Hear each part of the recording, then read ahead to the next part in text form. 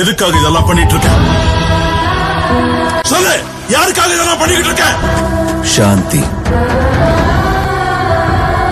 என் அம்மா. எனக்கு ஒரு வாக்கு கூட இந்த உலகமே மதிக்கிற பெரிய பணக்காரனா தான் சாகணும். சின்ன ஊர்ல பிறந்தால பெரிய ஆசைகள் எதுவும் இருந்ததில்ல.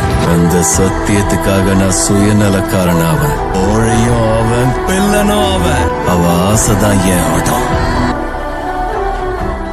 நீ வாழ்ந்த வாழ்க்கை வெறும் கதை. ஆனா ஒண்ணு மட்டும் காலம் தாண்டி நிக்கும் மகனே, அது பேரு.